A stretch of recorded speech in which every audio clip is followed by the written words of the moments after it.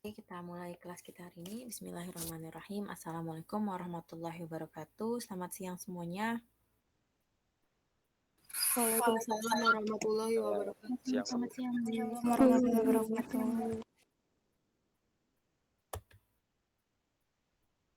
Oke ya, di siang hari ini semoga tetap pada semangat ya.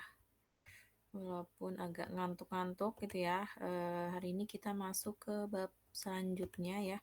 Udah saya upload juga materinya di e-learning ya. Kalau Senin kemarin kita belajar tentang siklus pendapatan. Ya, hari ini akan lebih rinci lagi masuk ke audit siklus pendapatan, pengujian rincian saldonya ya. Pengujian rinci saldo piutang. Ya, kalau kemarin mungkin banyak yang dibahas adalah STOT-nya ya dan TOC-nya. Hari ini kita akan bahas pengujian rincian saldo. Oke, sebelumnya sambil menunggu teman-teman yang lain, saya absen dulu ya. Udah pada absen ya, tadi jam 11. Oke, kita absen Oktober ya. Akram Hibatullah. Hadir, Bu. Hadir. Yusuf Amil Rabbani. Yusuf, ada Yusuf? Belum ada ya. Amalia Salsabila Putri. Amalia. Belum ada. Tesalonika Riris Marintan.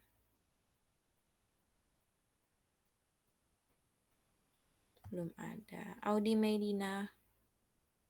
Hadir, Bu. Hadir. Nicholas Sahala Panjaitan.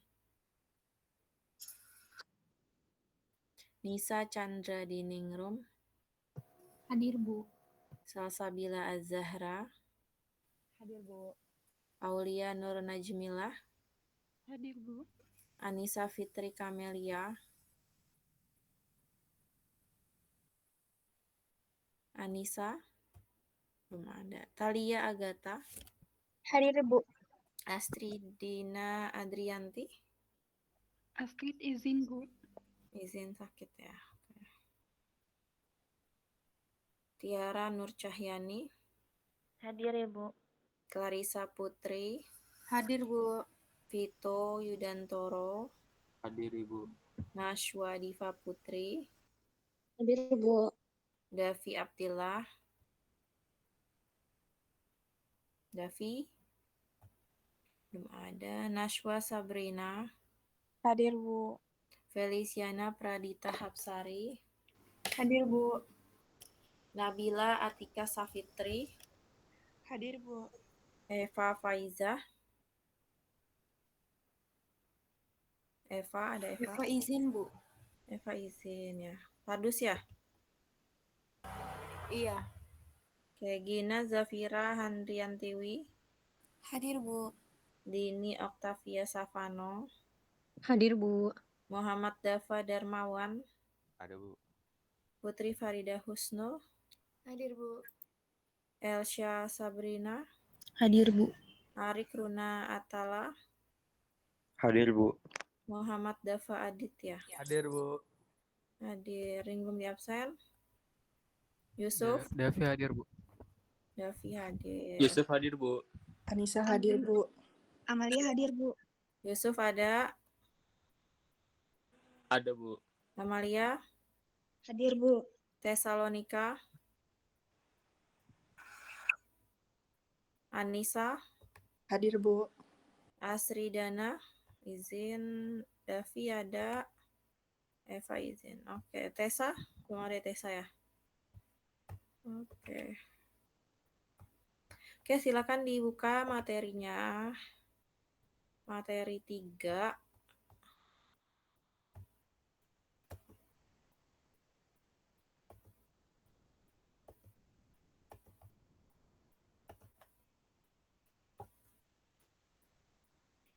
Silakan dibaca oleh Akram.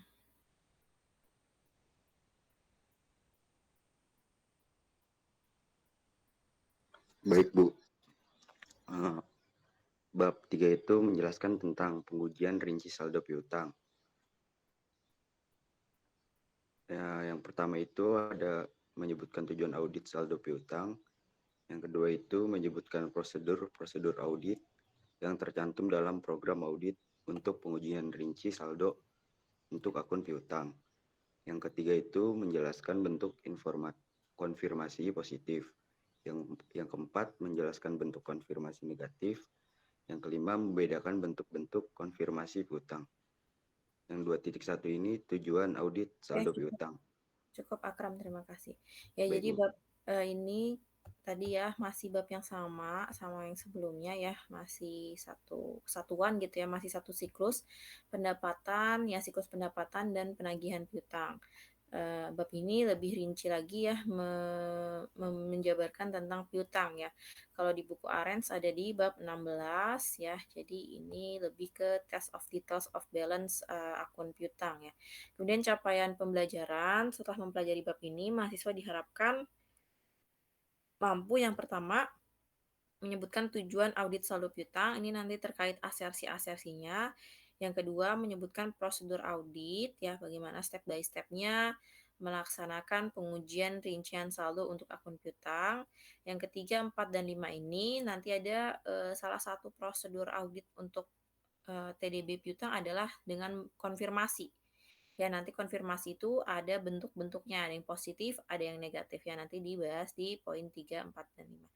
Kemudian ada tambahan satu pembahasan ya, yaitu mengenai estimasi cadangan kerugian piutang ya. Kan kalau piutang itu pasti kalau misalnya ada resiko ya, ada resiko tidak tertagih, maka ini juga harus dianalisis oleh auditor apakah perhitungan yang dibuat oleh klien udah sesuai atau belum. Oke, selanjutnya silakan dilanjutkan oleh, kalau di nama di sini sesuai absen ya.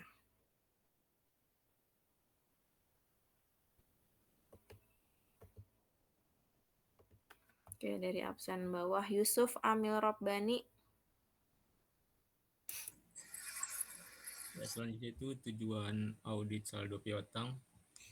Yang pertama ada untuk memastikan bahwa piutang usaha yang tercantum dalam daftar piutang usaha benar-benar ada. Tujuan audit ini berhubungan dengan asersi keberadaan. Yang kedua, untuk memastikan bahwa piutang usaha di daftar umur piutang adalah akurat. Tujuan audit ini berhubungan dengan asersi ketelitian. Yang ketiga, untuk memastikan bahwa semua piutang usaha telah tercantum dalam daftar umur piutang. Tujuan audit ini berhubungan dengan asersi kelengkapan. Yang keempat, untuk memastikan bahwa piutang usaha dalam daftar umur piutang telah digolongkan dengan benar. Tujuan audit ini berhubungan dengan asersi penggolongan. Dan yang kelima, untuk memastikan bahwa klien memiliki hak atas kepemilikan piutang. Tujuan audit ini berhubungan dengan asersi hak. Oke, tujuan audit ini terkait dengan asersi ya, masih mirip-mirip sama yang bab sebelumnya. Yang pertama ada tujuan audit keberadaan atau occurrence, yang nanti bedanya sama kalau di level saldo kita sebutnya occurrence atau keberadaan, di level transaksi kita sebutnya existence. Tapi secara arti dia sama ya, untuk menunjukkan atau untuk memastikan bahwa benar-benar ada gitu atau benar-benar terjadi ya.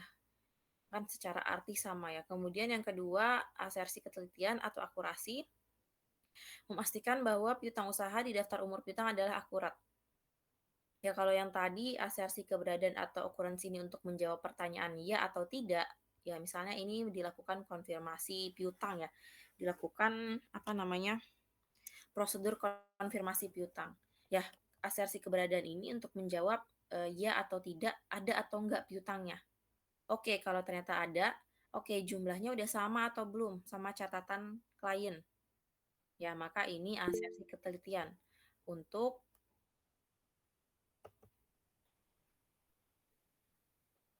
Tesalonika. Oke.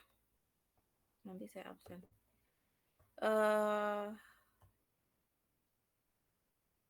Ya, kalau asersi ketelitian ini untuk memastikan angka atau jumlahnya udah sama. Kemudian yang ketiga ada asersi kelengkapan atau completeness. Ya, kemudian dicek dari konfirmasi itu apakah semua piutangnya sudah tercatat atau belum. Ya, semua piutang yang diakui semua piutang yang terjadi sudah tercatat secara lengkap. Versi selanjutnya ada penggolongan atau classification. Ini apakah umur piutang sudah diklasifikasikan dengan tepat. Yang kelima ada asersi hak. Ini terkait nama asersinya kan hak dan kewajiban ya, atau right and obligation. Jadi kalau misalnya untuk di sisi aset ya ada piutang, ada aset tetap, ada inventory, kita pastikan mereka ya benar-benar haknya perusahaan. Ya, jangan sampai yang bukan haknya tapi diakui sebagai miliknya gitu ya. Jadi harus dibuktikan kepemilikannya. Kemudian nanti kebalikannya ada kewajiban ya atau obligation. Ini nanti terkait dengan utang dan ya pinjaman ya, kelas-kelas akun-akun pinjaman yang merupakan kewajiban dari perusahaan yang harus ditunaikan. Kemudian yang keenam, ya ini ada tambahan 6 dan 7, karena kita lagi ngomongin saldo, ya maka harus ada asersi valuation and allocation. Ini nanti terkait dengan estimasi cadangan kerugian piutang. Apakah piutangnya sudah disajikan dengan nilai NRV ya, Net Realizable Value. Ya sudah dikurangi dengan estimasi cadangan kerugian piutang. Kemudian yang 7, presentation and disclosure, ini nanti bagaimana pengungkapan saldo piutang di catatan atas laporan keuangan ya, sudah sesuai atau belum. Ya nanti pengungkapan untuk piutang ini biasanya sih itu ya, pihak berelasi sama non relasi ya dikelompokkan dengan benar, diungkapkan di catatan atas laporan keuangan. Selanjutnya silakan dibaca Tiara Nur Cahyani.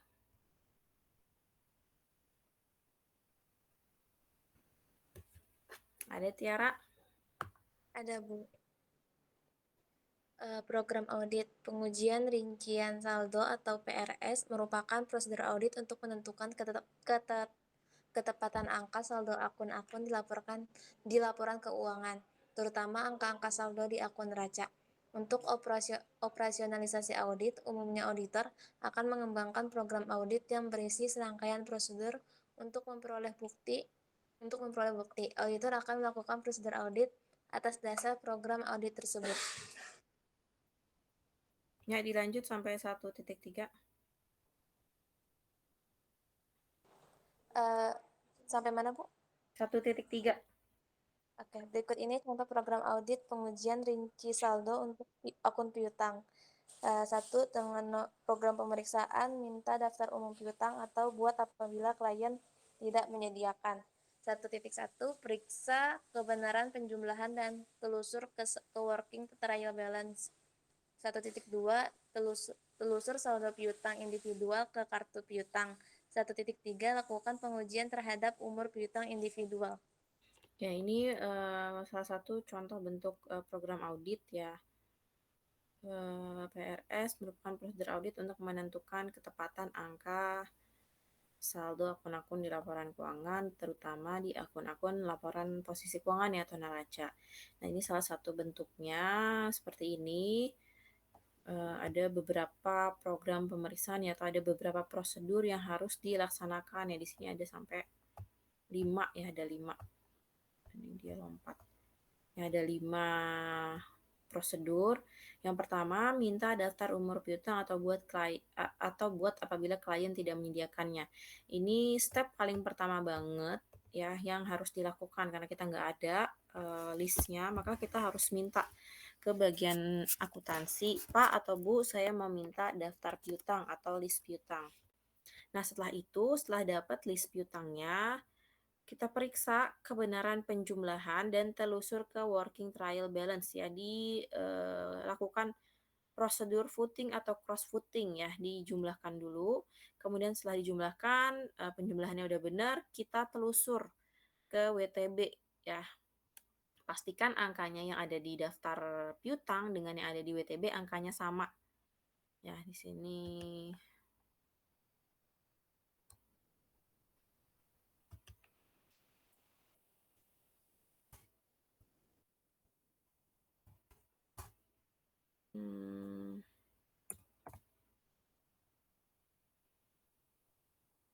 Yang ada di daftar piutang sama dengan yang ada di WTB.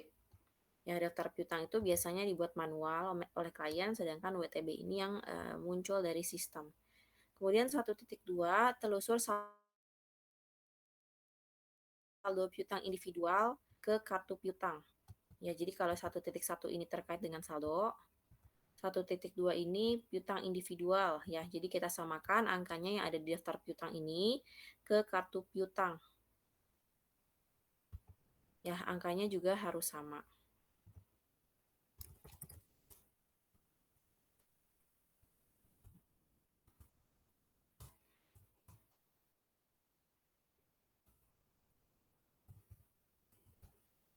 Kita pastikan angkanya sama daftar piutang individual dengan yang ada di kartu piutang yang ada di sistem. Kemudian 1.3, ya lakukan pengujian terhadap umur piutang individual. Ini bisa kita lakukan recalculation umur piutang ya, kita hitung kembali apakah sudah benar pengkelompokan terhadap umur piutangnya. Kemudian selanjutnya silakan dibaca oleh Thalia Agatha. Baik, Ibu. Dari yang 2 atau 2.3, Bu? 2.4. Tadi sampai mana? Sampai 1.3. Ya, berarti lanjutannya yang mana? 2. Yang kedua, kirimkan konfirmasi positif untuk semua piutang yang bersaldo besar dan konfirmasi negatif untuk saldo kecil. 2.1, periksa surat konfirmasi yang dikembalikan oleh kantor pos. 2.2, periksa semua pengecualian yang dilaporkan dalam jawaban konfirmasi. 2.3, jika terdapat konfirmasi positif yang tidak dijawab, tempuhlah prosedur alternatif. 2.4, periksa transaksi penjualan dan pengiriman barang untuk beberapa hari sebelum dan setelah tanggal neraca untuk menentukan ketepatan cut-off penjualan. 3, tentukan apakah terdapat penjaminan piutang untuk memenuhi kebutuhan kas. 4, minta analisis tentang beban kerugian piutang dan cadangan kerugian piutang untuk tahun berjalan atau buat apabila klien tidak menyediakan. 4.1, tentukan apakah penghapusan piutang telah dilakukan dengan tetap. Yang A, periksalah persetujuan penghapusan piutang. B, periksalah jumlah penghapusan piutang. Yang keenam, periksa apakah terdapat piutang bersaldo kredit untuk mempertimbangkan perlu tidaknya reklasifikasi. Oke, ini prosedur yang selanjutnya ada mengirimkan surat konfirmasi ya. Di sini ada konfirmasi positif untuk semua piutang yang bersaldo besar dan konfirmasi negatif untuk yang saldo kecil. Nah, urutan ini ya, urutan 1, 1.1, 1.2, kemudian 2, dan seterusnya, ini adalah urutan pengerjaan ya. Jadi step by step-nya adalah harus dikerjakan satu dulu, baru mengerjakan ke selanjutnya. Jadi nggak bisa kita kirimkan surat konfirmasi tanpa kita cek angkanya sudah sama atau belum. Ya kita nggak bisa ngecek, bukan nggak bisa sih, kayak sia-sia aja gitu kan kita ngecek daftar piutang individual, tapi kita nggak ngecek secara saldo dia udah sama atau belum. Jadi ini adalah urutan yang harus dilakukan ya, sesuai urutan, nggak boleh lompat-lompat. Kemudian tadi sampai 2 ya, mengirimkan surat konfirmasi, kemudian ini juga masih konfirmasi. Ya, nanti konfirmasi dibahas lebih lanjut di bawah ya. Kemudian ini ada prosedur alternatif, ini nanti ada WP-nya akan saya tunjukkan. Periksa transaksi penjualan, ini juga prosedur cut off ya, jadi ngecek semua transaksi yang terjadi 10 hari sebelum dan 10 hari sesudah tutup buku. Untuk memastikan penjualannya atau piutangnya dicatat pada periode yang tepat. Kemudian yang ketiga, tentukan apakah terdapat penjaminan piutang untuk memenuhi kebutuhan kas. Ini juga kalau misalnya di akuntansi keuangan menengah ya, ada yang namanya piutang yang dijaminkan ya, atau piutang yang dijual. Maka kita harus pastikan piutang itu benar-benar haknya si perusahaan ya, belum dijual, belum dijaminkan, sehingga yang diakui itu udah sesuai. Nomor 4, minta analisis tentang beban kerugian piutang dan cadangan kerugian piutang untuk tahun berjalan atau buat apabila klien tidak menyediakan. Ini juga tadi ya untuk asersi, valuation, dan allocation, memastikan angka yang tercatat dalam piutang itu benar-benar net realizable value atau nilai yang bisa direalisasi. Jadi kalau misalnya ada resiko tidak terlagi, harus dicadangkan sesuai dengan kebutuhannya ya. Kemudian terkait penghapusan piutang, dicek apakah sudah diotorisasi atau belum, kemudian jumlah penghapusan piutangnya apakah sudah sesuai atau belum. Ya ini nanti bisa dilakukan recalculation ya.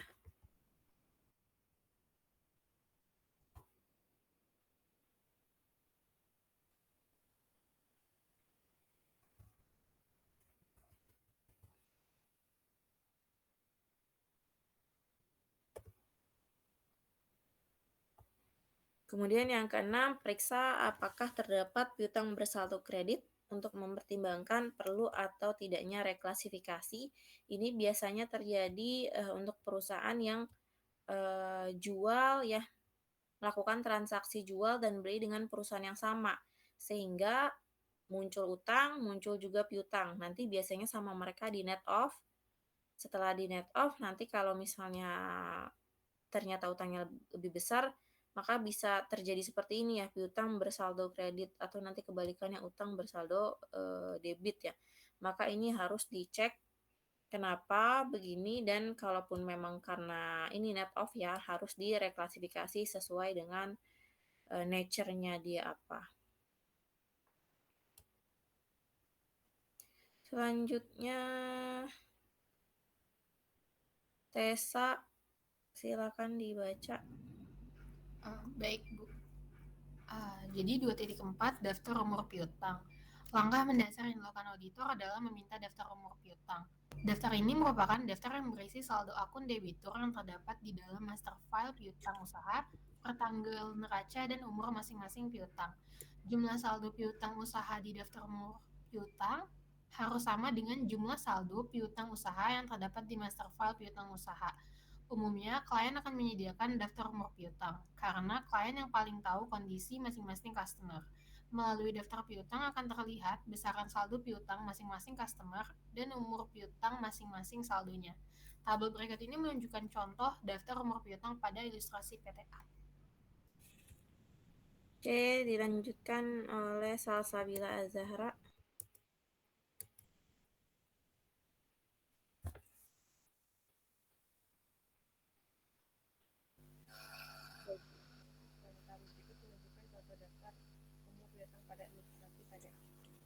Tabelnya dibaca apa langsung ke bawah? Boleh dibaca cepat aja atau dibaca. Oke, kode customer pertama Siti Budi Siti Adi, nama customer Adi Carlota, itu saldo per 31 Desember 2019-nya ada 10 rupiah. Umur piutangnya 0 sampai 30 hari sebesar 10 rupiah. Yang kedua, kode customer Ude Budi, nama customer Budi Asmara, saldo per 31 Desember 2019 20 rupiah. Umur piutang 0 sampai 30 hari sebesar 20 rupiah. Kode customer Budi Cici, nama customer Cici Paraduda, saldo per 31 Desember 300 rupiah. Umur piutang 0 sampai 30 hari sebesar 200 rupiah. Devi Dedi dengan nama customer Dedi Singular dengan saldo per 31 Desember 300 rupiah. Umur piutang 31 sampai 60 hari sebesar 300 rupiah. Terus Eva Edi dengan nama customer Edi Pratomo, saldo per 31 Desember 370 rupiah. Umur piutangnya 61 sampai 90 hari sebesar 370 rupiah. Jadi jumlahnya saldo per 31 Desembernya 1.000, 0 sampai 30 harinya 230 rupiah, 31 sampai 60 hari 400 rupiah, dan umur piutang 61 sampai 90 hari sebesar 370 rupiah. Sebagian besar pekerjaan auditor untuk menguji saldo piutang usaha akan didasarkan pada daftar umur piutang. Berdasarkan daftar piutang tersebut, auditor melakukan beberapa pengujian untuk memastikan saldo masing-masing customer sebagai berikut. 1. Periksa kebenaran penjumlahan. Prosedur ini bertujuan untuk memastikan bahwa klien telah secara akurat melakukan penjumlahan saldo di daftar umur piutang. Penjumlahan dilakukan dalam dua bentuk, yaitu penjumlahan ke bawah atau footing dan penjumlahan ke samping atau cross footing. Oke, cukup dulu. Terima kasih Salsabila. Ya, jadi ini kan step nomor 1 ya tadi ya, nomor 1 di sini nih. Minta daftar umur piutang ya. Jadi kita bahas di sini. Oke. Ini ya tadi jumlah saldo piutang di daftar umur piutang harus sama dengan jumlah saldo piutang usaha yang terdapat di master file piutang usaha. Nah, ini nanti contohnya ketika kita minta daftar piutang, maka kita akan dapat seperti ini ya. Nama customer, ada saldo, dan ada biasanya ada hitungan umur piutangnya.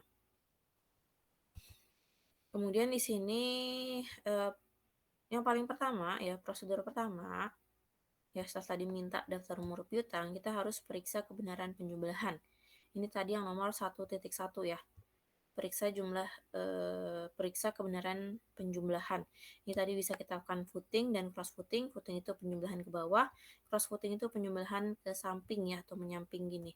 Maka ketika sudah dilakukan, udah kita jumlahkan manual nih, 10 tambah 20 tambah 300 tambah 300 tambah 370 dapat angka 1000.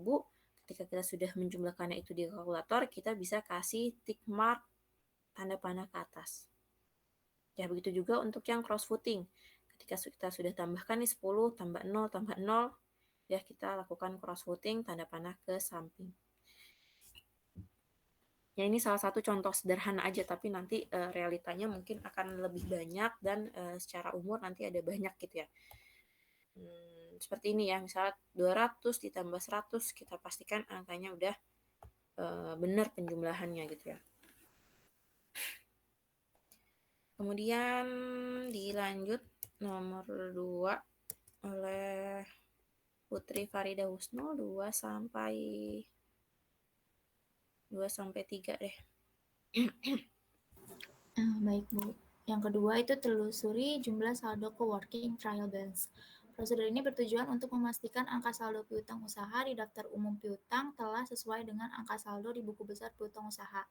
Lalu yang ketiga, telusur saldo piutang individual ke kartu piutang atau ke akun master file.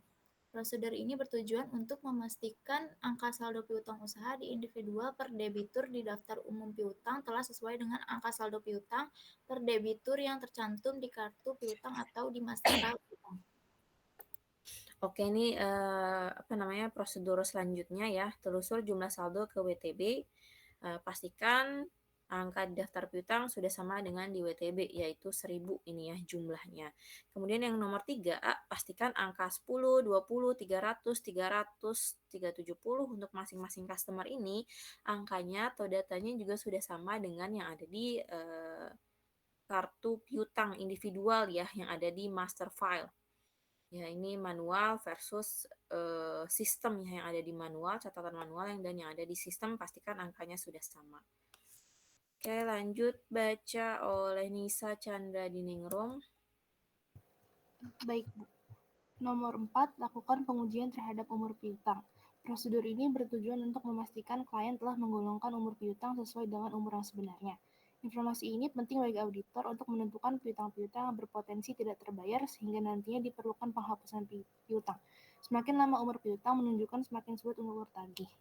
Auditor kemudian menuangkan hasil pengujian dalam kertas kerja kurang lebih seperti gambar berikut. Dijelasin nggak Bu gambarnya? Bisa dijelasin? Oke. Jadi kertas kerjanya ini milik KAP Hadi Wijaya dan rekan yang alamatnya Jalan Gagak Rimang nomor 4 di Jogja. Indeksnya KK B1. Lalu ada kode customer, nama customer, saldo per 31 Desember 2019, dan umur piutang. Lalu saldo per 31 Desember 2019-nya di jumlah ke bawah dan ada keterangan S kurang S strip B. S itu penjumlahan ke bawah telah dilakukan dan B itu sudah sesuai trial balance. Lalu di samping saldonya ada huruf T. Huruf T ini artinya sesuai dengan saldo piutang individual di kartu piutang atau master file piutang individual. Lalu umur piutang yang 0 sampai 30 hari itu sudah penjumlahan ke bawah telah dilakukan. Begitu juga dengan umur piutang 31 sampai 60 hari dan 61 sampai 90 hari. Lalu di samping tabel umur piutang ada huruf R yang artinya umur piutang telah diperiksa dan tidak ada perbedaan. Oke. Ya, terima kasih Nisa Chandra Diningrum ya. Ya, tadi Nisa sudah membacakannya dengan hampir benar ya. Jadi ini bentuk KKP-nya atau working paper-nya dari pengujian 1 sampai 4 ya. 1 sampai 4 itu hasilnya ini, kalau udah dikerjain hasilnya kayak gini. Ya, buktinya apa udah dikerjain, ini nih ada tick mark-nya nih di sini nih. S, B, T, R ya. Ini hasil sudah dikerjakan oleh auditor. Ya ini mungkin bukan strip kali ya, lebih tepat koma ya, S, B ya, karena tadi dibacanya jadi dikurang ya. Jadi kalau tadi saya tick marknya adalah tanda panah ke atas ya, dia di sini pakainya tick marknya S. Ya, S ini biasanya apa ya, singkatan dari apa ya? SBTR. Nah, yang penting di sini dijelasin apa sih maksudnya S ya. Kalau yang udah umum adalah tick marknya kayak gini. Jadi tanpa ada notes di bawahnya, hampir semua auditor udah tahu ini tick mark footing ke bawah. Dan ke samping itu yang panah ke kiri ya, panah ke kiri.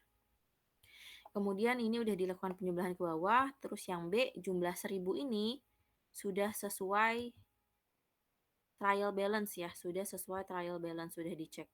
Kemudian T ini 10 si Adi, 20 si Budi, 300 si Cici, 300 Dedi, dan 370 si Edi, angkanya sudah sama ya dengan yang ada di master file piutang individual atau ada yang ada di kartu piutang. Ya, kemudian dikasih tick mark T ya masing-masing. Kemudian yang R, umur piutang telah diperiksa dan tidak ada perbedaan. Ini juga udah diperiksa, udah dilakukan ini ya, recalculation aging receivables ya.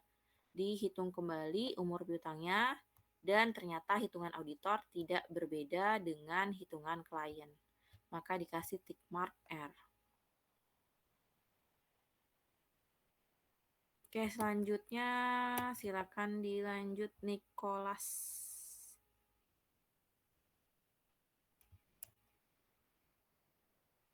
2.5.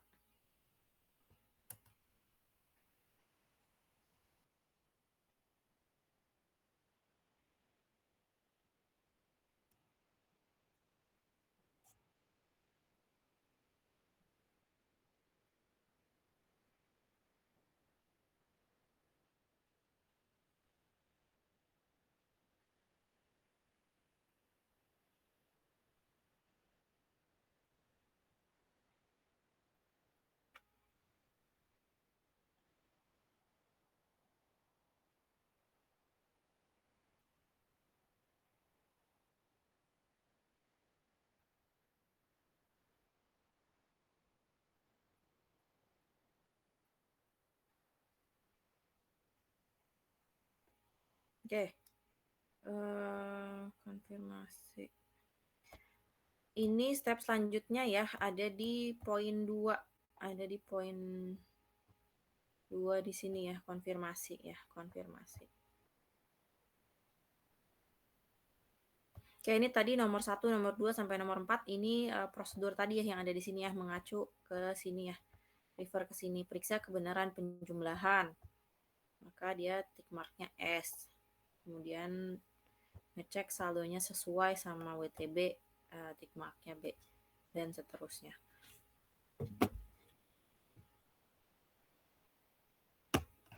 Kemudian konfirmasi piutang usaha,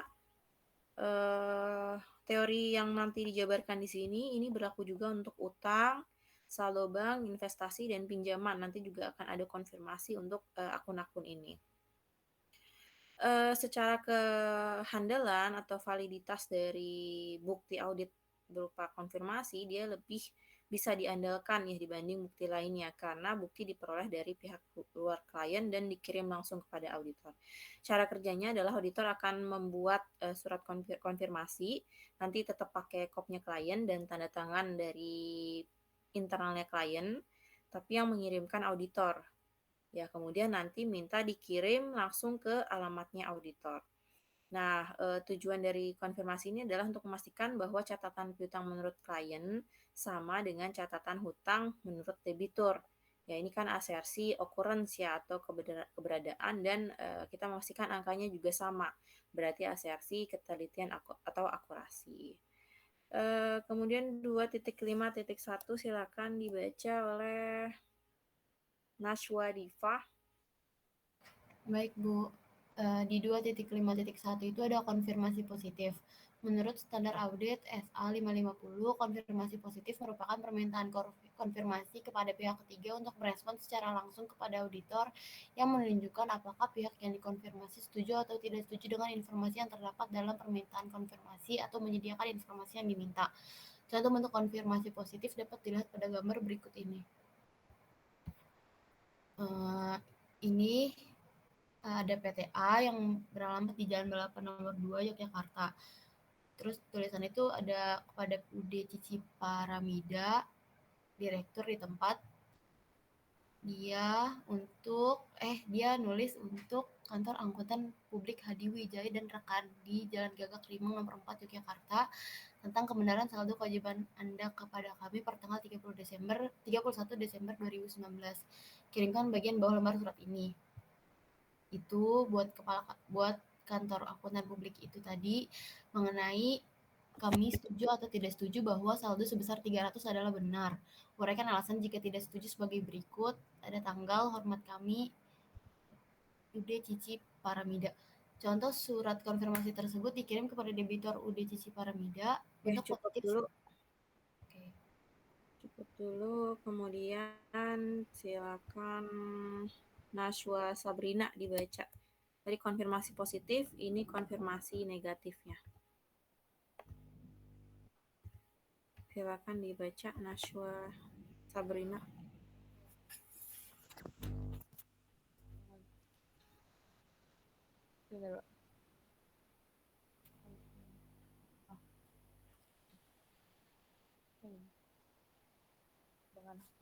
Dengan hormat sehubungan dengan dari PTA Jalan Balapan nomor 2 Yogyakarta kepada CV Adi, UP Direktur di tempat.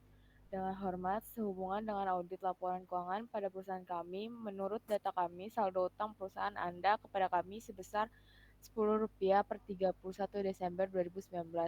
Apabila tidak cocok dengan catatan Anda, harap kirim jawaban ke KAP Hadi Wijaya dan rekan di Jalan Gagak Limang nomor 4 Yogyakarta. Kepada KAP Hadi Wijaya dan rekan Jalan Rimang nomor 4 Yogyakarta, kami tidak setuju bahwa saldo utang kami adalah Rp10. Alasannya adalah sebagai berikut. Itu ada tanggal dan hormat kami dari CV Adi. Oke. Silakan saya beri waktu 5 menit dicari ya, 5-10 menit. Silakan dicari perbedaannya di antara dua surat ini ya, surat konfirmasi positif dan surat konfirmasi negatif. Ya, nanti ada yang menjabarkan bedanya ada di mana. Ya, 7 menit deh, tengah-tengah.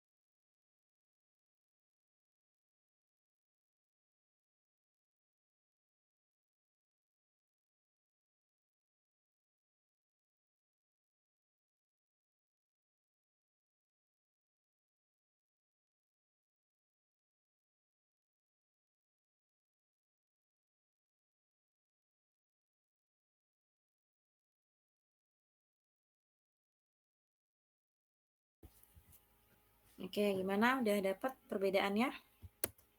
Konfirmasi positif dan konfirmasi negatif.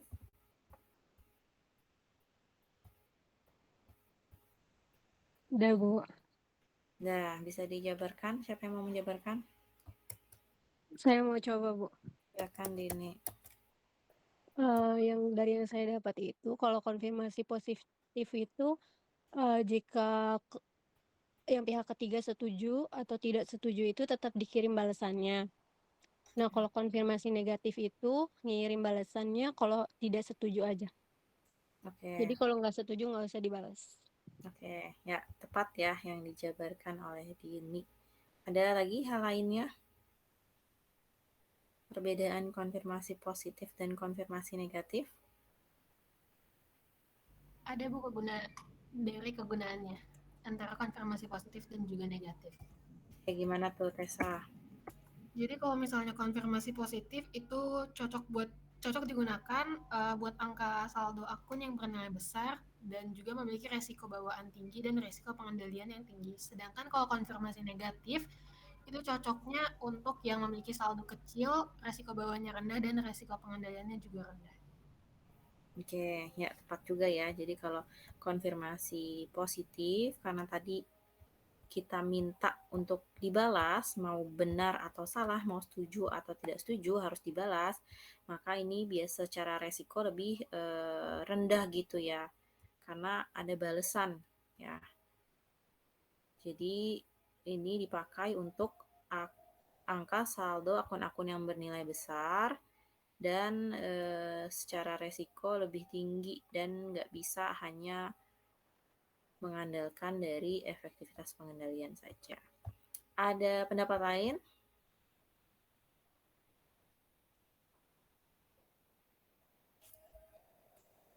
Terima kasih tadi ya Dini dan Tessa yang sudah berpartisipasi. Kalau kita lihat ya secara fisik suratnya dari kata-katanya di sini ya, sehubungan dengan audit laporan keuangan pada perusahaan kami, mohon untuk menyampaikan kepada auditor kami ya, berarti mau tadi jawabannya setuju atau nggak setuju tetap harus disampaikan ya. Beda sama redaksi yang ada di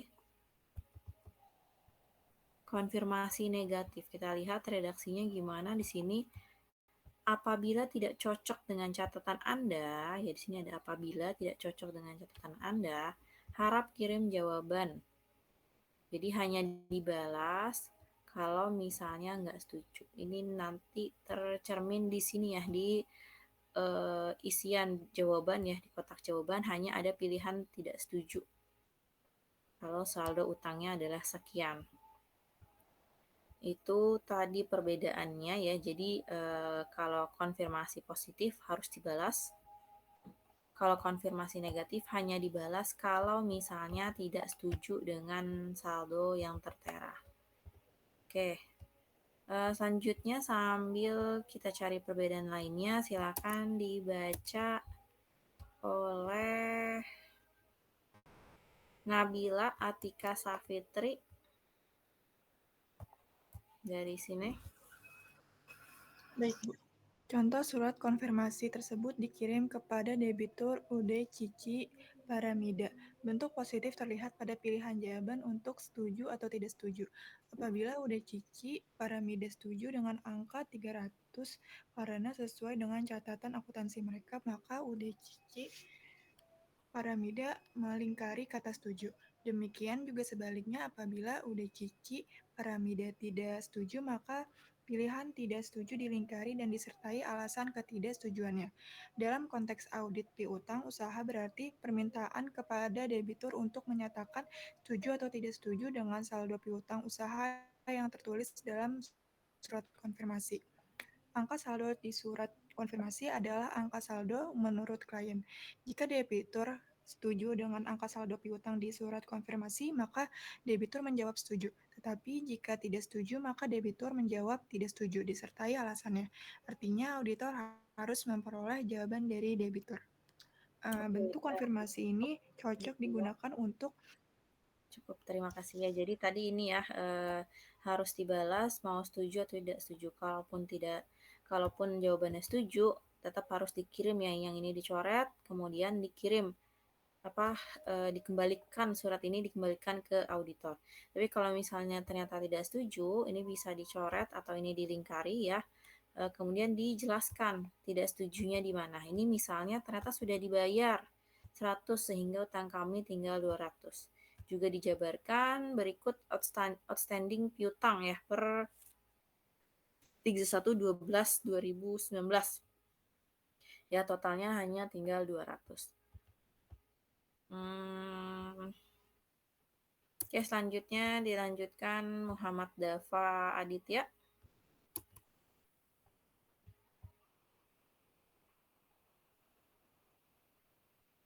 Dava Aditya ada?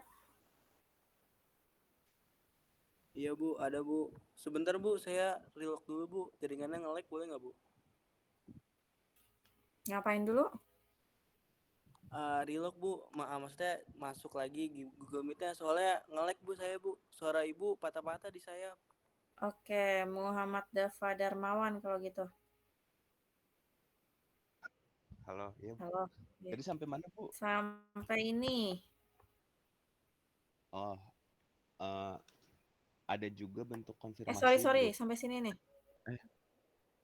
Bentuk konfirmasi ini cocok untuk digunakan untuk A. Angka saldo akan bernilai besar sehingga auditor harus memperoleh beres angka tersebut. B. Memiliki resiko bawaan tinggi dan resiko pengendalian tinggi sehingga auditor tidak dapat semata-mata mengandalkan efektivitas pengendalian. Ada juga bentuk konfirmasi positif berupa konfirmasi blanko atau blank, yaitu surat konfirmasi yang memuat isian saldo berbentuk kosong. Debitur meminta mengisi sendiri jumlah saldo sesuai catatan debitur. Bentuk konfirmasi blanko umumnya menghasilkan kembalian jawaban yang rendah karena debitur akan merasa kerepotan untuk mengisi saldonya. Bentuk konfirmasi positif lainnya adalah konfirmasi faktur karena yang ditanyakan oleh auditor jumlah faktur bukan jumlah saldo. Oleh karena itu, konfirmasi faktur tidak bertujuan untuk memastikan kebenaran angka saldo piutang usaha klien.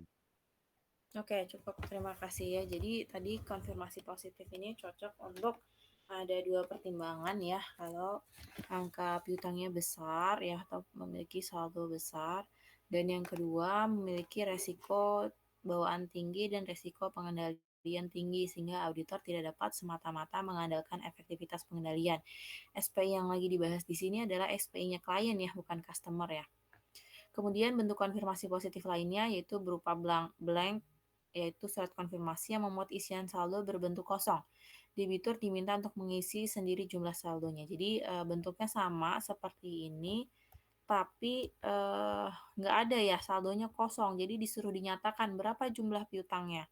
Tapi kekurangan dari konfirmasi blank ini adalah, atau blank confirmation ini adalah biasanya tingkat pengembaliannya rendah karena debitur akan merasa kerepotan untuk mengisi saldonya. Ya kan, kalau misalnya ternyata angkanya sudah sama, sebenarnya sesimpel setuju terus langsung dikirim balik kan. Tapi kalau misalnya angkanya nggak ada angkanya, si debitur suruh ngisi sendiri, berarti kan harus dicek dulu angkanya berapa, kemudian harus dijabarkan outstanding piutangnya yang mana saja. Tapi banyak juga ya positif blank ini, pernah sih beberapa kali ya blank confirmation ini dipakai ya. Kemudian bentuk konfirmasi positif lainnya adalah konfirmasi faktur. Ini bukan menanyakan saldo, tapi menanyakan jumlah fakturnya ya, ada berapa. Dan konfirmasi negatif dibaca oleh Gina. Iya Bu. 2.5.2 konfirmasi negatif. Menurut standar audit atau SA 500, konfirmasi negatif adalah permintaan konfirmasi kepada pihak ketiga untuk merespons secara langsung kepada auditor hanya jika pihak yang dikonfirmasi tidak setuju dengan informasi yang terdapat dalam permintaan konfirmasi. Artinya, pihak yang dikonfirmasi diharapkan menjawab bila dirinya tidak setuju dengan isi konfirmasi.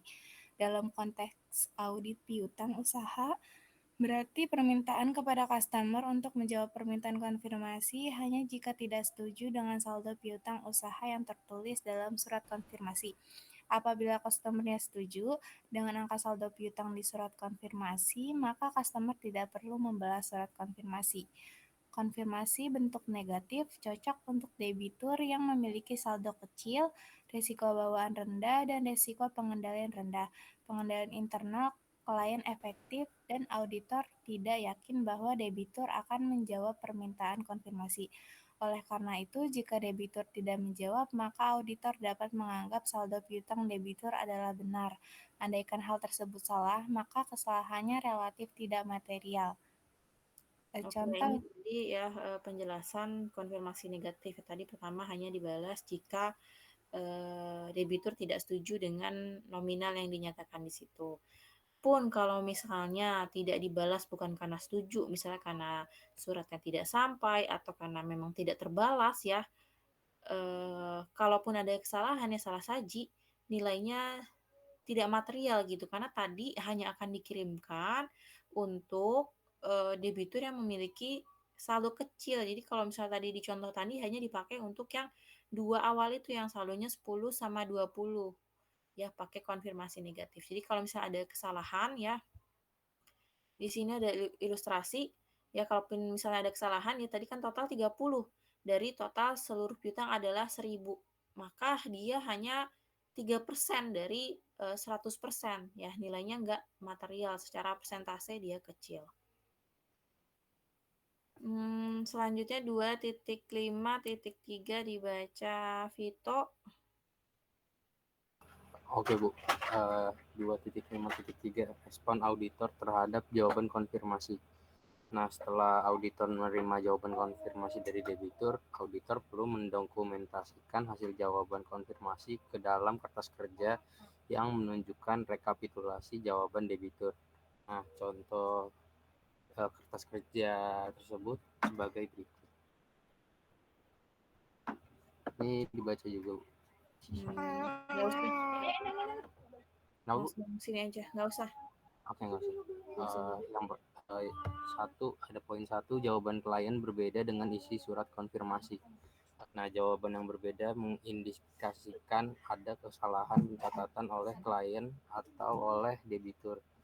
Sebagai contoh, pada kertas kerja B2 terdapat hasil RD atau reporting difference yang artinya ada perbedaan antara jawaban saldo piutang menurut debitur dengan isi saldo piutang di surat konfirmasi.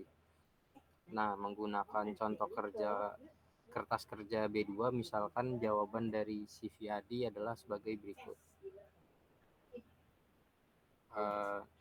Oke, cukup dulu ya. Ini tadi ada beberapa kemungkinan jawaban ya. Kita lihat di kertas kerjanya seperti ini. Ada yang RD, reporting difference, ada yang NR, no response, dan CB atau confirm balance. Terhadap confirm balance ini, auditor udah nggak perlu melakukan prosedur lainnya ya, karena angkanya udah sesuai. Jadi untuk yang udah CB ini nggak perlu diapa-apain lagi. Nanti kita cari prosedur lain untuk yang reporting difference sama reporting difference nih berarti ada perbedaan ya. Surat konfirmasi kembali dan dia tidak setuju dengan saldonya.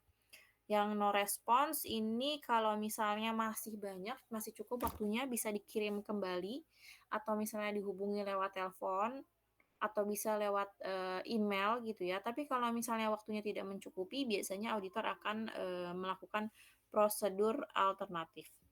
Nah, di sini bisa kita lihat kesimpulan pemeriksaan. 1, piutang CV Adi yang benar adalah 3 karena membayar tanggal 30 Desember.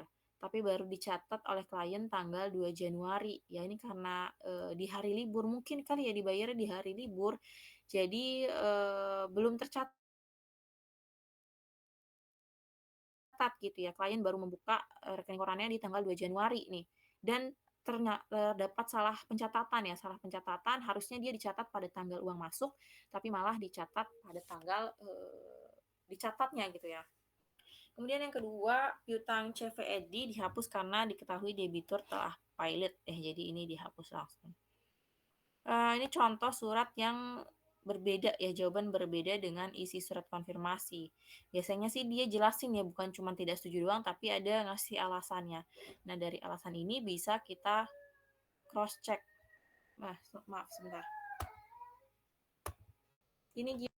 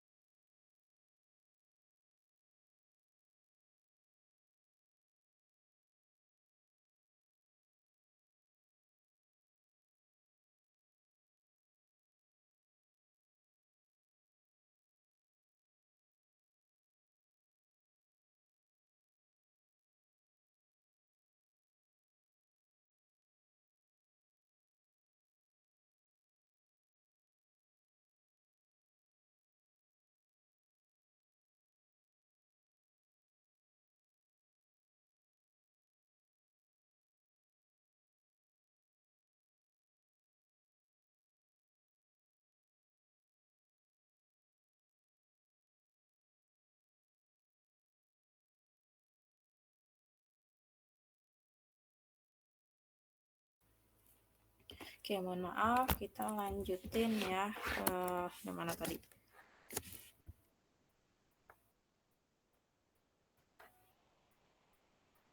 Ini tadi ya, yang ada di kesimpulan ini ya. Salah pengakuan pendapatannya harusnya tanggal 30 Desember, tapi baru dicatat di 2 Januari karena ada libur ya, perbedaan periode itu. Kemudian nomor 2-nya dibaca oleh Feliciana. Oke, Bu. 2.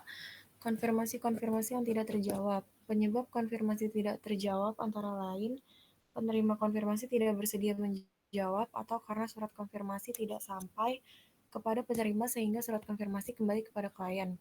Apabila terdapat konfirmasi tidak terjawab, maka auditor dapat mengirimkan kembali surat konfirmasi, khususnya untuk bentuk konfirmasi positif.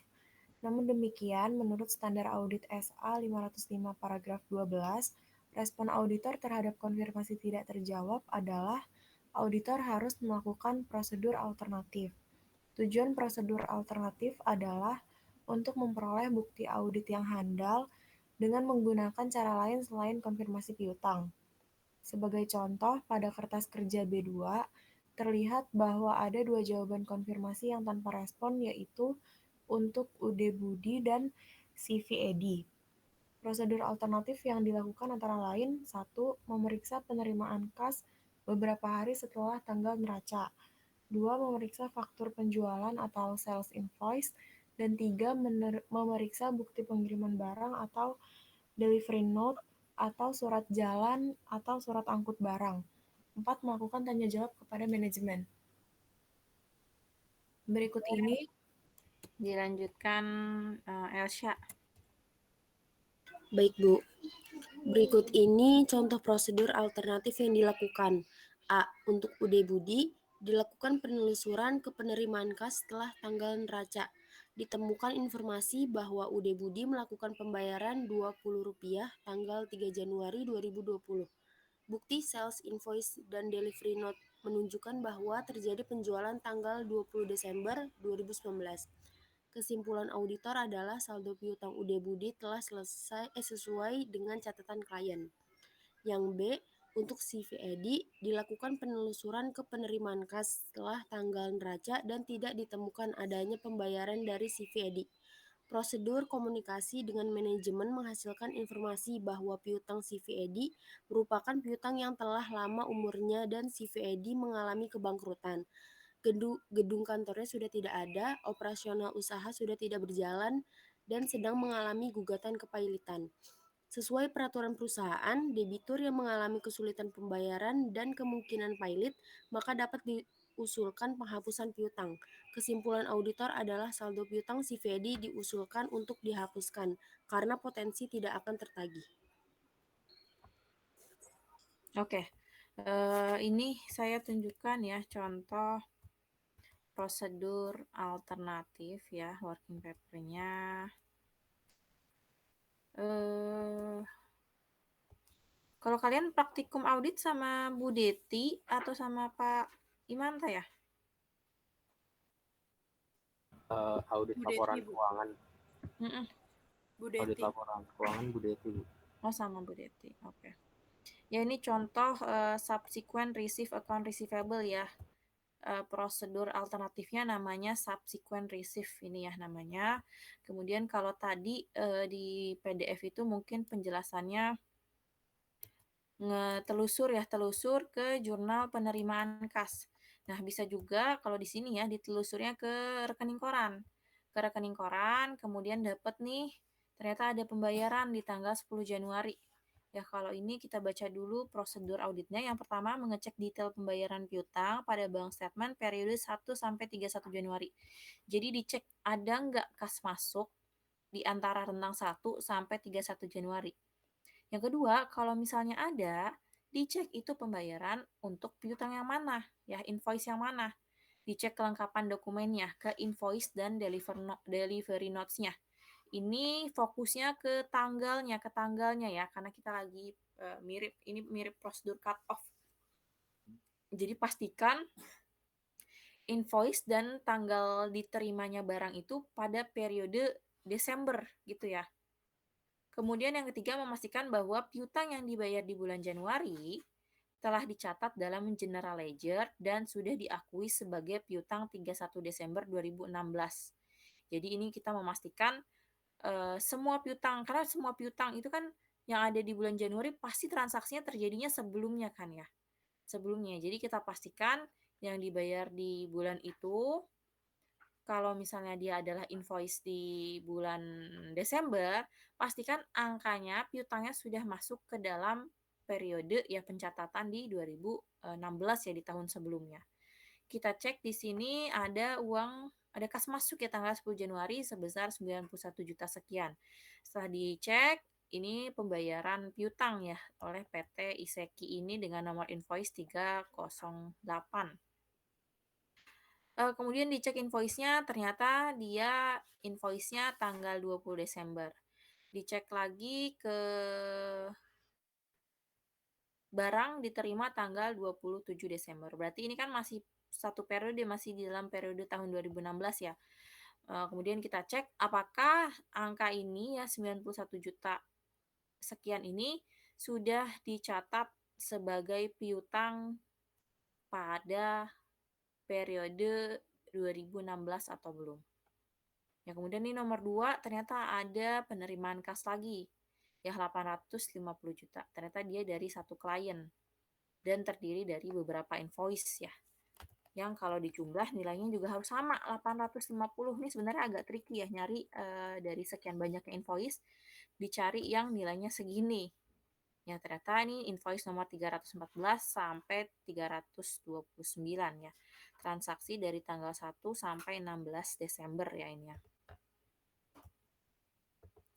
Kemudian dibayarnya juga masih di bulan Desember. Barang diterimanya juga masih di dalam 2016. Kemudian kita cek sudah masuk ke dalam piutang 2016 atau belum kalau sudah di checklist.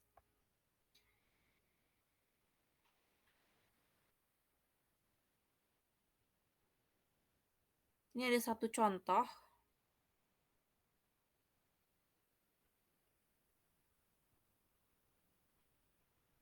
Baru dibayar per Januari 2017. Oke, ini ada satu contoh, ada invoice di bulan November. Ya udah cukup lama. Berarti udah melewati 30 hari ya. Kemudian di sini ada notes baru dibayar Januari 2017, tapi periode pencatatan di GL sudah benar. Ya, ini informasi aja sih sebenarnya ya, nggak ngaruh kemana-mana. Ya, jadi ini contoh dari subsequent receivable ya. Subsequent, yaitu prosedur alternatif. Oke, kita balik lagi ke file PDF.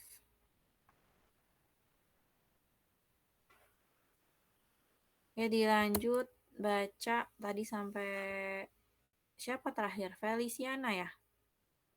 Elsia, Bu. Elsia. Oke, sekarang Dini silakan dibaca. Ya, Bu. Yang ketiga, mengajukan usulan jurnal penyesuaian. Sebagai akibat adanya perbedaan antara jawaban konfirmasi menurut debitur dengan klien, maka auditor harus mengusulkan jurnal penyesuaian apabila perbedaan terjadi karena kesalahan penyajian yang dilakukan klien. Sebagai contoh, berdasarkan jawaban konfirmasi, maka auditor mengajukan usulan penyesuaian sebagai berikut. Yang jurnal penyesuaian yang pertama itu ada kas pada piutang usaha sebesar 7, yaitu untuk penyesuaian piutang CVAD. Yang kedua ada cadangan kerugian piutang pada piutang dagang sebesar 370 untuk penghapusan piutang CVAD. Usulan-usulan jurnal penyesuaian kemudian akan dimasukkan ke dalam kertas kerja rekapitulasi usulan jurnal penyesuaian yang berisi seluruh jurnal penyesuaian bersama dengan usulan jurnal penyesuaian yang dihasilkan dari audit siklus lainnya. Oke, ini jurnal penyesuaian ya tadi. Yang pertama ada penyesuaian piutang CVAD sebesar 7 ya, karena tadi ada kesalahan pencatatan utang, maka harus ada kas masuk sebesar 7 dan piutang usaha di kredit ya untuk mengurangi piutangnya sebesar 7. Ini nanti jurnal penyesuaiannya untuk jurnal penyesuaian tahun 2000 berapa dia? 2019 ya, 2019. Kemudian yang kedua, atas karena si CVAD ini udah paylit, maka harus dihapus ya piutang dagangnya sebesar 370, kemudian cadangan kerugian piutangnya di debit 370. Nah, usulan jurnal penyesuaian ini kalau di KKP atau di working paper ada di paling bawah ya. Di notes itu ditulis di situ, kemudian nanti digabungkan dengan jurnal penyesuaian lainnya yang dihasilkan dari audit siklus lainnya. Nanti biasanya masuk ke WBL dan WPL ya, WBS dan WPL. Kemudian 2.6, silakan Davi. 2.6 cadangan kerugian piutang. Standar akuntansi keuangan masyarakat piutang usaha disajikan atas dasar nilai realisasi bersih atau net realizable value, yaitu sebesar jumlah yang akhirnya akan bisa diterima pembayarannya. Nilai piutang yang bisa direalisasi sebesar jumlah piutang usaha bruto dikurangi cadangan kerugian piutang. Klien memperkirakan jumlah cadangan kerugian piutang sebagai jumlah yang diperkirakan tidak akan tertagih. Berikutnya prosedur yang perlu dilakukan auditor antara lain: 1. Memahami peraturan yang dibuat klien tentang penghapusan piutang. Auditor perlu mengetahui beberapa kebijakan antara lain. Pertama, kebijakan penghapusan piutang usaha. Apakah klien menggunakan metode cadangan ataukah menggunakan metode penghapusan langsung? Yang kedua, termin penjualan yang diterapkan perusahaan, apakah N/30 dan sebagainya. Yang kedua, mengkomunikasikan umur piutang kepada klien. Piutang-piutang yang melewati umur piutang sesuai termin penjualan perlu diperoleh informasi tentang status keuangan debitur. Apakah lancar dalam pembayaran ataukah tidak? Apakah debitur merupakan perusahaan yang bagus atau tidak? Ya, lanjut oleh Clarissa. Oke, Bu. Melakukan analisis cadangan kerugian piutang. Auditor melakukan perhitungan ulang cadangan kerugian piutang dan menentukan perbedaan perhitungan menurut klien dengan menurut auditor. Sebagai contoh, kita menggunakan ilustrasi pada kertas kerja B1, daftar umur piutang di atas. pada kertas kerja terlihat bahwa terdapat piutang yang berumur 0 sampai 30 hari, 31 sampai 60 hari, dan 61 sampai 90 hari. Berikut ini prosedur yang dilakukan auditor dan hasilnya. Yang pertama, memahami peraturan klien tentang pencadangan. Pada contoh ilustrasi ini, klien memiliki peraturan bahwa untuk piutang tak tertagih dibuat pencadangan kerugian piutang. Termin penjualannya N/30, sehingga untuk piutang berumur lebih dari 30 hari menjadi piutang yang meragukan. Yang kedua, hasil komunikasi dengan manajemen diperoleh informasi bahwa untuk piutang-piutang yang lebih dari 30 hari masih dapat diterima karena debitur-debiturnya merupakan perusahaan bagus dan selalu lancar dalam membayar. Berdasarkan pengalaman di tahun-tahun lalu, debitur-debitur tersebut tidak pernah menunggak kecuali debitur CV Edi. Yang ketiga, melakukan analisis cadangan kerugian piutang. Auditor kemudian membuat kertas kerja B3 untuk mendokumentasikan informasi yang diperoleh kurang lebih sebagai berikut. Oke, ini kemudian prosedur selanjutnya ya terkait cadangan kerugian piutang. Kita pengen cari tahu nilai realisasi bersih dari piutangnya ya. Jadi jangan sampai piutang yang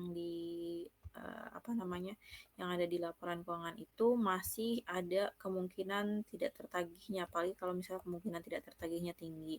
Maka kita harus ini ya prosedur yang pertama, memahami peraturan yang dibuat klien tentang penghapusan piutang. Kita harus tahu kebijakan perusahaan tentang piutang usaha kayak gimana. Kemudian metode pencadangannya apakah penghapusan langsung atau tidak langsung. Yang kedua, termin penjualannya apakah N30, apakah N60, ini nanti juga terkait umur piutang yang mana yang harus sudah dicadangkan lebih besar ya, karena semakin lama maka kemungkinan tidak tertagihnya akan semakin tinggi. Yang kedua, mengkomunikasikan umur piutang ke klien. Tadi ya setelah kita hitung umur piutangnya, kita bisa mengkomunikasikan ke klien. Ada piutang yang ternyata tadi ya misalnya pakai termin N30, tapi ternyata ada debitur yang udah 31 sampai 60 hari masih belum dibayar juga. Kita bisa tanyakan kenapa ini ada pembayaran yang udah lebih dari terminnya tapi masih masuk ke dalam piutang tanpa dicadangkan. Nah, nanti ini akan yang paling tahu debiturnya itu adalah si klien itu sendiri. Jadi nanti bagaimana kebijakan klien terhadap debitur itu ya klien yang memutuskan. Kemudian yang ketiga, melakukan analisis cadangan kerugian piutang. Ini juga dihitung cadangan kerugian piutangnya dan dibandingkan catatannya klien ya, hitungan klien dengan hitungan auditor. Ini contohnya ya pakai case yang sebelumnya. Ya di sini ya nomor 2, hasil komunikasi dengan manajemen diperoleh bahwa untuk piutang-piutang yang lebih dari 30 hari, kan tadi termin penjualannya N30 ya, masih dapat diterima karena debiturnya merupakan perusahaan yang bagus dan selalu lancar dalam membayar. Maka ini nggak dicadangkan ya sama si Chef Edi. Nah kayak gini jadinya ya, jadi 0%, ini karena udah bangkrut maka 100%. Oke, materi hari ini udah selesai. Ada yang mau ditanyakan sampai sini atau belum jelas? Silakan.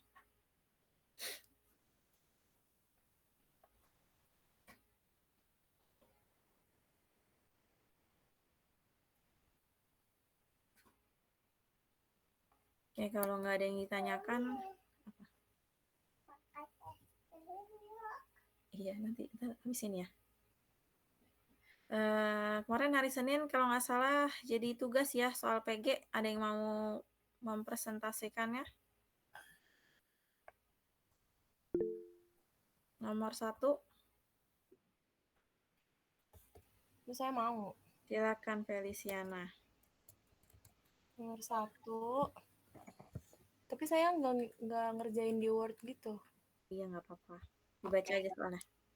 Nomor 1, pengiriman konfirmasi piutang bertujuan untuk B. Memastikan bahwa catatan piutang menurut klien akan sama dengan catatan hutang menurut debitur.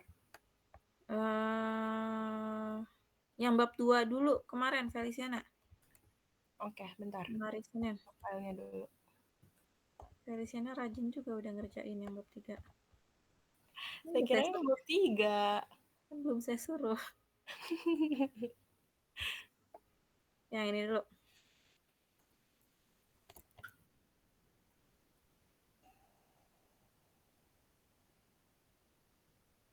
Nomor 1, dokumen yang menjadi dasar pembuatan dokumen pengiriman barang adalah customer order. Saya jawabnya. Customer order, yang lainnya? Ada jawaban lain?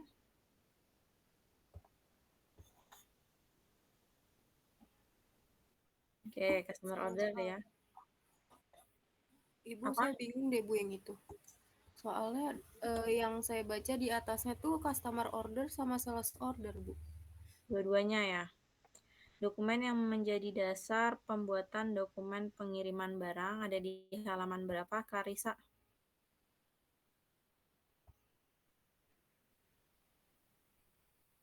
Sebentar Bu, saya nggak iniin halamannya sih Bu.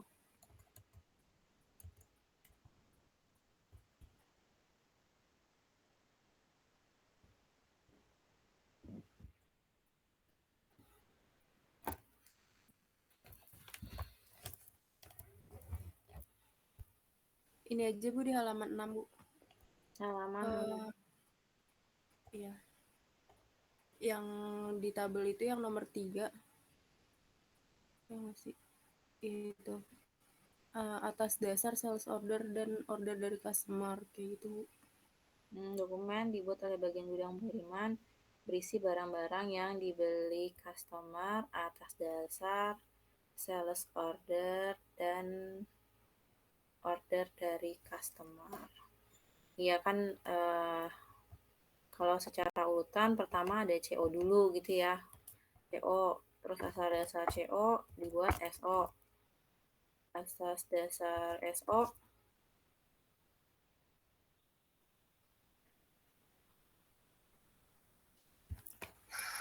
DPB ya. Dari DPB sama sales invoice sih biasanya barengan nih, sales invoice. Jadi apa jawaban yang tepatnya ya? Dokumen yang menjadi dasar. Ya, di sini ada kata dasar. Jadi mungkin lebih tepat customer order ya. Sesuai nggak sama pesanan customer nih. Ya, dari customer order dibuat sales order. Nanti dia juga jadi salah satu referensi pembuatan dokumen pengiriman barang. Tapi yang menjadi basicnya adalah si customer order ini. Ya, karena nggak ada sales order kalau nggak ada customer order. Gitu ya. Oke Bu, makasih Bu. Oke. Yang nomor 2, siapa yang mau menjawab?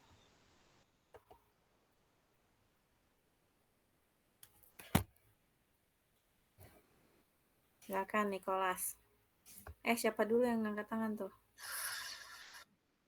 Dava duluan. Oke, silakan Dava Aditya. Saya nomor 3 boleh nggak?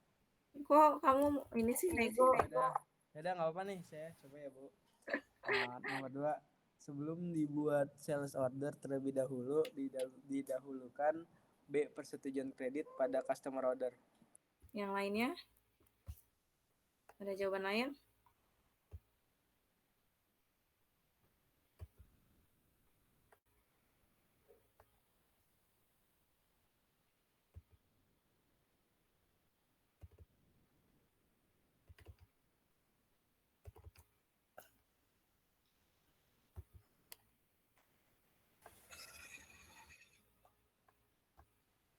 Sama semua jawabannya B?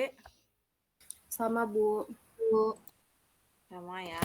Sebelum dibuat sales order, terlebih dahulu dilakukan persetujuan kredit pada dokumen customer order. Ini ada di tulisan yang ilustrasi ya. Jadi dibuat harus ada persetujuan kredit dari manajer kredit itu ya.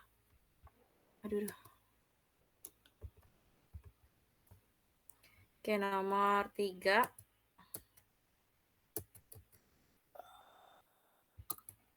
Nicholas, boleh Nicholas?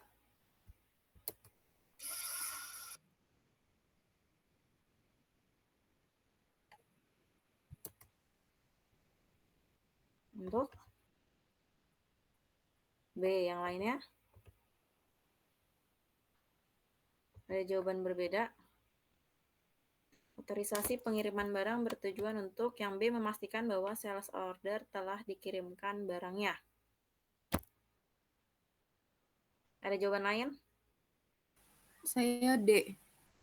Mencegah sales order yang tidak sesuai dengan barang yang dikirim. Yang lainnya? Saya A, Bu. Memastikan bahwa barang yang dikirim sesuai dengan sales order dan customer order.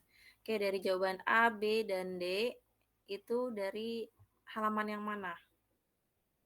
Beda-beda semua. Saya halaman 6, Bu. Halaman 6. Iya.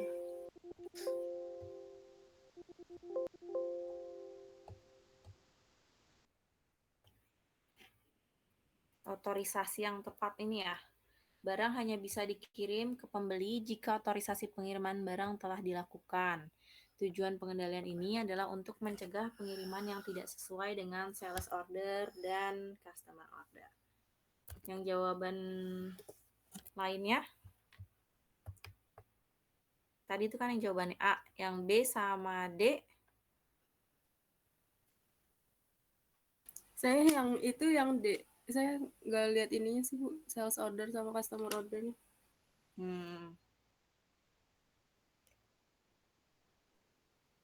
Oke, yang A sama yang D sebenarnya sama ya. Mencegah barang yang dikirim tidak sesuai dengan sales order. Cuman yang A ini ada customer order juga. Oke, berarti kita bisa eliminasi yang D. Yang B memastikan bahwa sales order telah dikirimkan barangnya.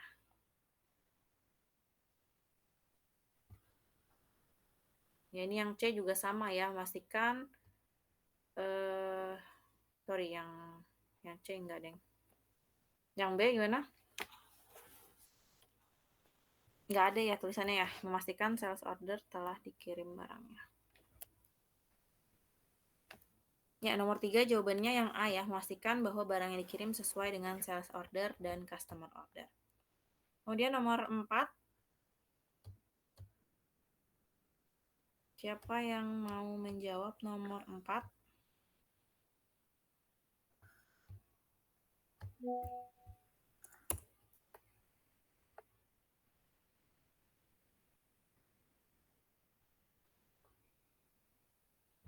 Yang tadi sudah menjawab, boleh menjawab lagi. Kalau nggak ada.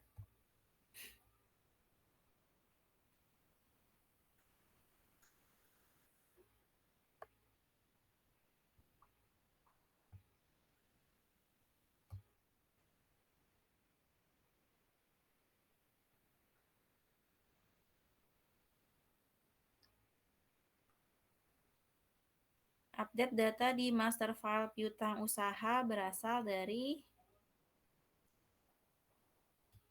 File transaksi penjualan, Bu.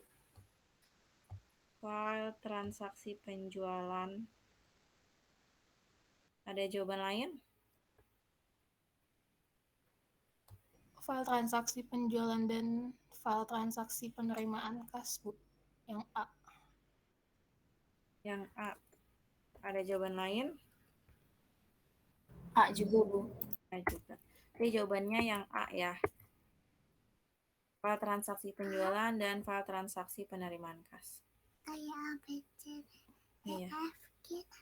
Nomor 5. Apabila desain pengendalian internal klien menyatakan bahwa penjualan dilampiri sales order, bukti pengiriman barang, dan customer order, maka auditor melakukan pengujian pengendalian berupa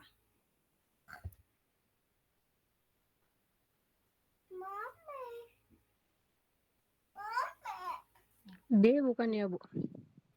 D. Memeriksa bahwa harga dan nilai upah di faktur penjualan sama dengan harga nilai rupiah di dokumen pendukungnya. Ini soalnya tentang apa kira-kira? Intinya apa? Mau ngecek. Ya kalau ini asersinya apa? Asersinya.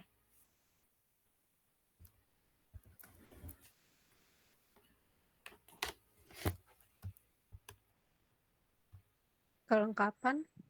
Asersinya kelengkapan, betul. Berarti kalau kelengkapan kan di sini juga disebutkan ya bahwa penjualan dilampiri bukti-bukti ya, ini bukti-bukti nih. Pengiriman barang, customer order, dan lain-lain. Maka pengujian pengendaliannya atau TOC-nya ngapain? Kalau mau asersi kelengkapan. Coaching. Coaching apa? Coaching.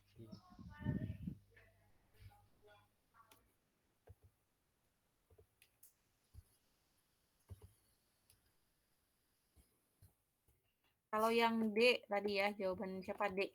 Memeriksa bahwa harga nilai rupiah sama dengan harga nilai rupiah ya di faktur penjualan dengan dokumen pendukungnya. Berarti ini asersi apa yang D ini?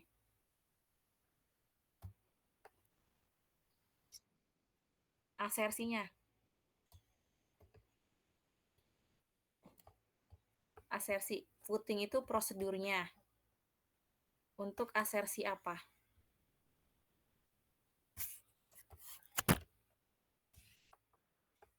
Akurasi ya, Bu. Akurasi ya. Ini asersi akurasi ya. Kemudian yang C, memeriksa kebenaran dokumen pendukung faktur penjualan.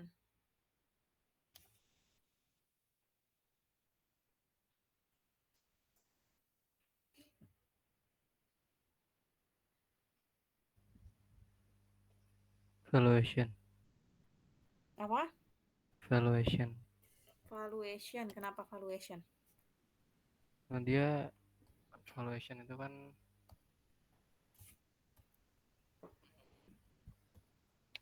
berhubungan sama kayak penilaian gitu. Oke.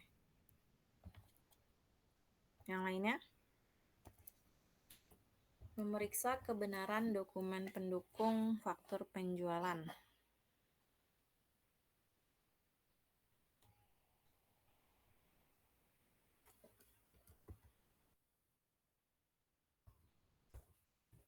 Ya, asersi existence ya, karena ini terkait kebenaran.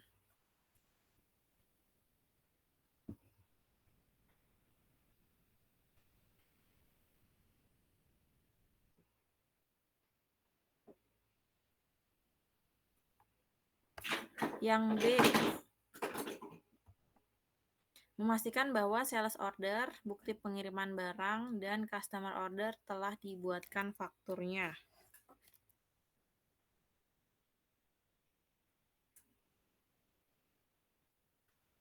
Ini nggak ada asersinya ya. Yang A, menelusur faktur penjualan ke sales order, ke bukti pengiriman barang, dan ke customer order.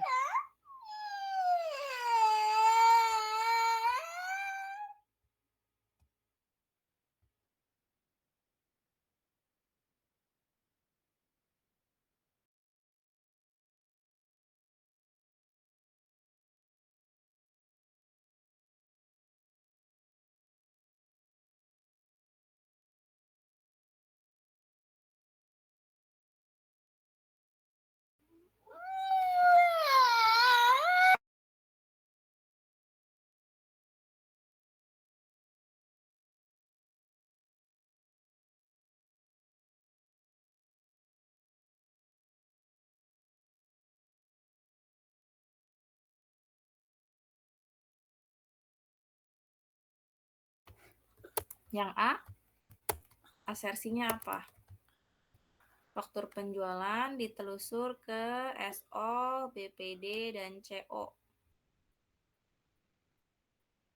Berarti si SI ini ditelusur ke dokumen-dokumen lainnya. Asersinya kelengkapan ya. Sorry, asersinya kelengkapan ya. Maka kalau misalnya pertanyaannya mengenai pengendalian internal klien, menyatakan bahwa penjualan dilampiri sales order dan bukti-bukti lainnya, berarti auditor pengen tahu apa? Pengen tahu kalau si penjualan ini ada bukti-bukti lainnya, ada dokumen-dokumennya secara lengkap ya. Dimulai dari SO, BPD, dan CO. Berarti jawabannya yang mana?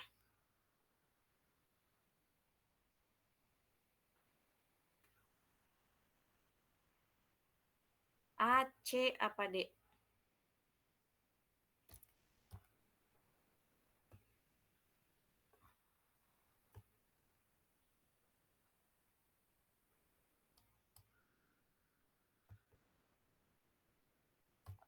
Masih kemit ya? Oh, enggak. Apa Bu ini pertanyaan yang di soalnya? Iya. Yang A. Jawabannya jadi yang mana yang paling tepat? Yang A. Bu. Oke, jawabannya yang A ya. Tadi gitu ya, jadi ngerjain soal. Ini soalnya tuh lagi nanya apa sih? Oh, pengujian pengendalian internal ya. Ini lagi nanya TOC. Asersinya apa? Oh, lagi cari asersinya kelengkapan. Berarti mana yang jawabannya menunjukkan asersi kelengkapan? Ya, yang A. Oke, selanjutnya yang nomor 6. Untuk memastikan semua barang yang dikirimkan telah dicatat ke jurnal penjualan, maka auditor melakukan prosedur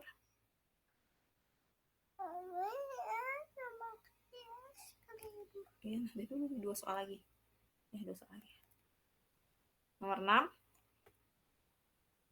Untuk memastikan semua barang yang dikirimkan telah dicatat ya. Kata kuncinya ada ini ya, telah dicatat. Telah dicatat tuh berarti apa? Asersinya.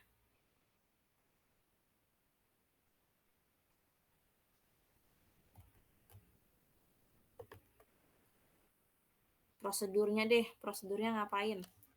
Pertanyaannya prosedurnya ya.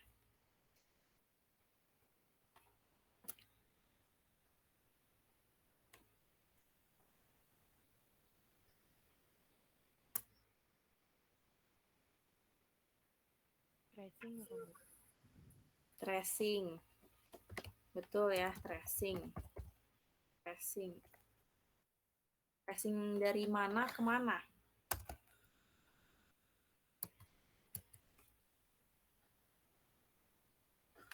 Jadi siapa yang menjawab tracing? Saya Bu. Ke jurnal terus ke buku besar. Dari jurnal terus ke buku besar. Yang lainnya ada tanggapan lain?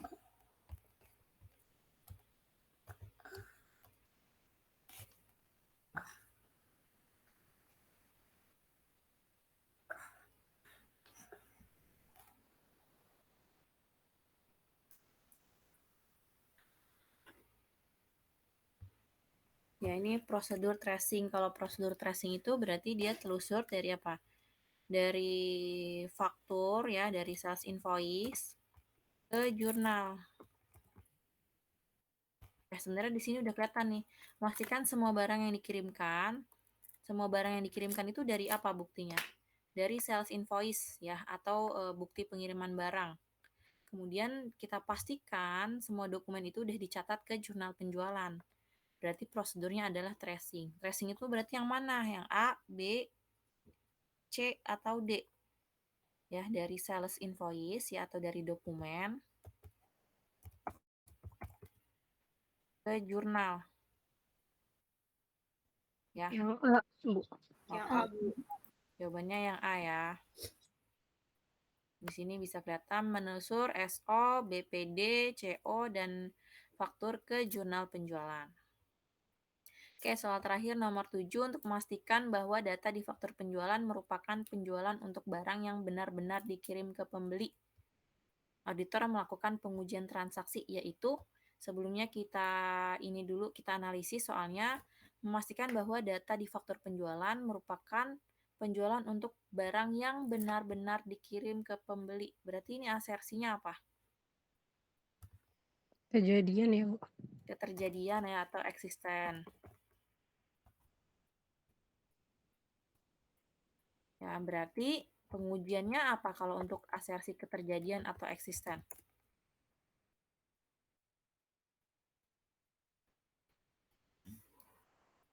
Kebalikannya dari Kebalikan. Ya, kebalikannya apa? Berarti vouching ya. Kalau vouching itu ngapain? urutannya? Ambil sampel. Ambil sampel dari jurnal, kemudian ditelusur ke invoice. Oke.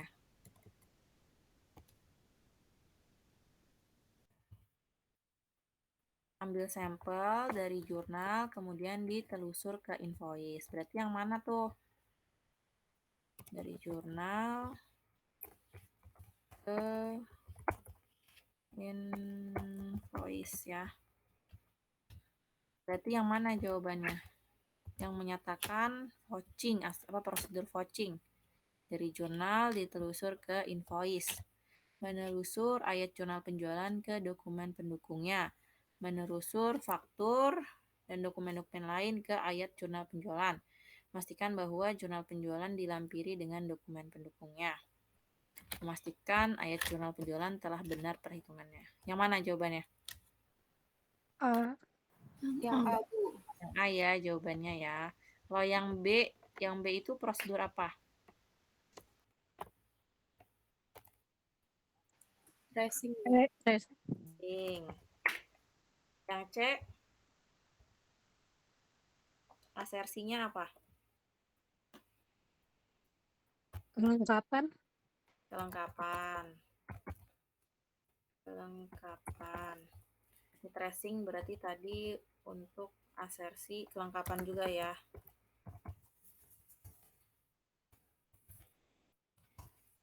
Yang D asersinya apa?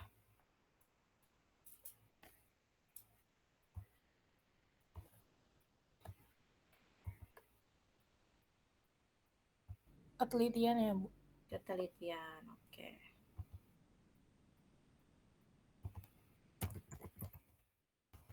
Oke, bisa dipahami ya sampai sini ya. Jadi cara mengerjakan soalnya gitu.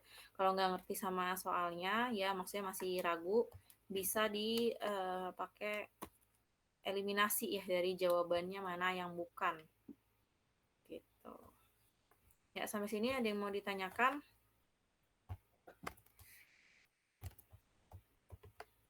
Ini nanti soal esai dan soal pilihan ganda silakan yang jadi tugas ya dikerjakan dan kita bahas pekan depan ya.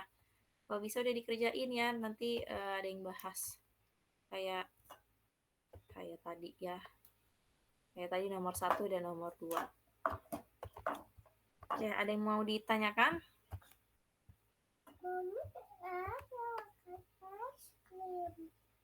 Nggak ada? Ya, oke. Kalau nggak ada yang mau ditanyakan, kita tutup aja kuliah kita hari ini ya. Kurang lebihnya mohon maaf. Semoga apa yang saya sampaikan bisa bermanfaat untuk kalian. Kurang lebihnya mohon maaf. Wassalamualaikum warahmatullahi wabarakatuh. Kita ketemu lagi pekan depan. Waalaikumsalam. Waalaikumsalam.